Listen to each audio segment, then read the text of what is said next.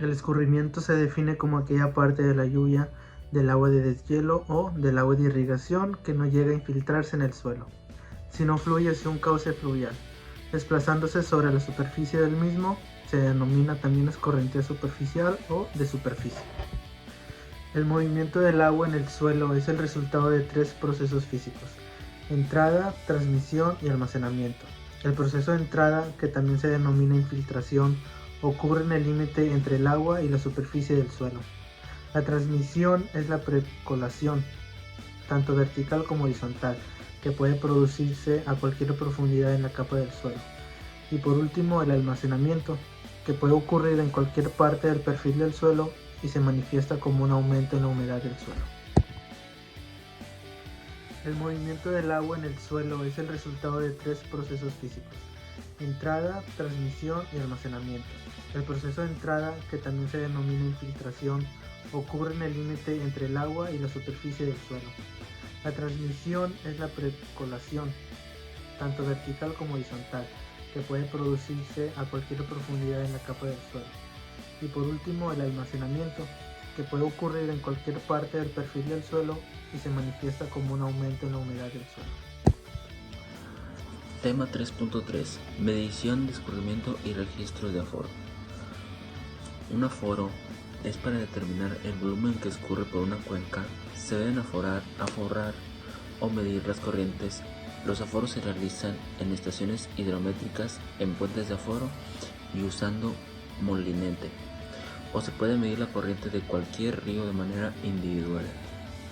Estos aforos se hacen a través de cierto intervalo de tiempo, horas, días, etc., cuyos datos se grafican. El gasto, que está dado en metros cúbicos sobre segundos, contratiempo en horas y llamadas ideogramas. En México se usan básicamente tres tipos de métodos para aforar corrientes, a saber, secciones de control. Una sección de control de una corriente se define como aquella en la que existe una relación entre el tirante y el gasto. Consiste en una obra hidráulica o vertedor construido especialmente para aforar una corriente. Este método es el más preciso de todos para el aforo, pero es relativamente costoso. Y en general solo se pueden usar cuando los gastos no son tan altos. En el caso de estrechamiento en el cauce, deberá restringirse el transporte de objetos arrastrados por la corriente, ya que la sección puede obstruirse.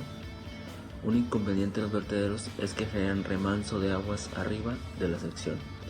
Por ello, este método es adecuado en ríos pequeños, cauces artificiales como canales de riego o cuencas experimentales.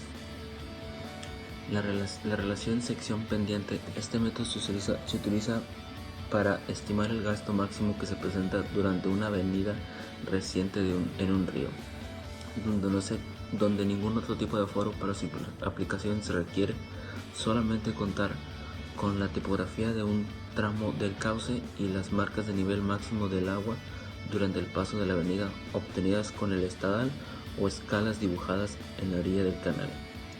La relación sección-velocidad es el método más usado aquí en México para aforar corrientes.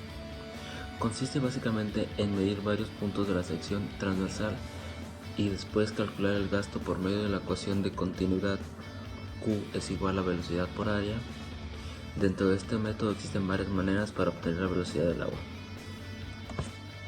Entre estos métodos para obtener la velocidad del agua existe el flotador, donde se escoge un tramo recto del río libre de vegetación o cualquier otro obstáculo y se pueda interrumpir el flujo. Se coloca un objeto que flote sobre el agua a mitad del tramo y se mide el tiempo en que tarda en recorrer una distancia determinada en metros y la velocidad se obtiene en metros sobre segundo. Estará dada por el cociente entre tiempo y velocidad, entre distancia y tiempo, Este método, aunque barato y fácil de usar, es inexacto, porque está midiendo la velocidad de la superficie de la corriente y de acuerdo a la parábola de velocidades del agua, esta es la más grande y no corresponde a la velocidad media o canal.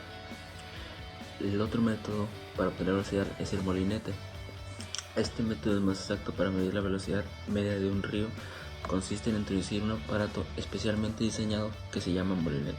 Tema 3.4. Análisis de escurrimiento.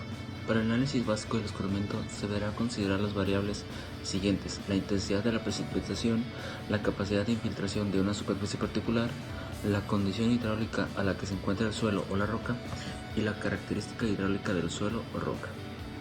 La comparación entre estas variables permite obtener información sobre los procesos que se pueden presentar bajo diferentes situaciones. A continuación se comentarán 4 condiciones que se pueden presentar con sus respectivas consecuencias.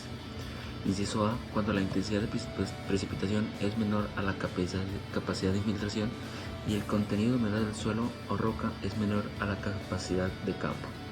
En este caso, el escurrimiento sobre la superficie será reducido, ya que el suelo o roca será capaz de captar la mayor parte del volumen que entra como precipitación, y el flujo superficial será muy reducido, ya que el agua captada se utilizará para aumentar el contenido de humedad inicial. Inciso B: cuando la intensidad de precipitación es menor que la capacidad de infiltración y contenido de humedad o roca es mayor o igual a su capacidad de campo. Como el suelo o rocas se encuentra en una condición cercana a la capacidad de campo, parte de la precipitación se convertirá eventualmente en escurrimiento sobre el terreno. Sin embargo, los volúmenes seguirán siendo de poca cuantía. El flujo superficial será importante cuando la intensidad de precipitación es mayor a la capacidad de infiltración y el contenido de humedad o roca es menor a su capacidad de campo. El suelo o roca presenta una deficiencia de humedad importante, de modo que el agua que precipite, a pesar de su capacidad de infiltración, es reducida. Se utilizará en abastecer de humedad al suelo, escurriendo solo una porción relativamente pequeña. Inciso D: cuando la intensidad de precipitación es mayor que la capacidad de infiltración y el contenido de humedad del suelo o roca es mayor o igual a su capacidad de campo. En este caso, al encontrarse el suelo o roca en una condición cercana a la saturación, no permitirá una infiltración importante, de modo que la mayor parte se convertirá en escurrimiento sobre el terreno. El flujo superficial también será importante, cuando la parte somera de un suelo no permite la infiltración importante. Se forma el denominado flujo ortoniano, es decir, la saturación del suelo o roca tendrá lugar en una porción cercana a la superficie, siendo incapaz el frente de humedad de avanzar a mayor profundidad. Buenas tardes, voy a explicar el tema 3.5 de la unidad 3, que es el proceso de la infiltración. La infiltración es el proceso por el cual el agua en la superficie de la tierra entra en el suelo. La tasa de infiltración en la ciencia del suelo es una medida de la tasa a la cual el suelo es capaz de absorber la precipitación o la irrigación. Se mide en pulgadas por hora o milímetros por hora. Las disminuciones de tasa hacen que el suelo se sature. Si la tasa de precipitación excede la tasa de infiltración, se producirá escorrentía, a menos que haya alguna barrera física.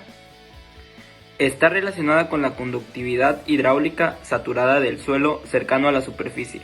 La tasa de infiltración puede medirse usando un infiltrómetro.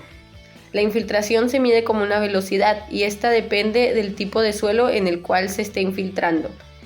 El tipo de suelo se clasifica por su textura y puede ser dependiendo de si es arcilloso, francoarcilloso, arenoso, francoarenoso. La velocidad de infiltración también depende de distintos factores, como podrían ser la compactación del suelo o las sales del suelo y agua. La medición de la velocidad de infiltración se lleva a cabo por 2 tipos de métodos. Uno de los métodos es el método del surco infiltrométrico y el otro es el método del cilindro infiltrométrico. El análisis de la infiltración es el método mediante el cual se analizan los diferentes cálculos para comprender la variación de humedad del suelo y también para comprender cuál es la influencia de sus propiedades ingenieriles en la filtración del agua de este tipo de suelo. El análisis de la infiltración es el método mediante el cual se analizan los diferentes cálculos para comprender la variación de humedad del suelo y también para comprender cuál es la influencia de sus propiedades ingenieriles en la filtración del agua de este tipo de suelo.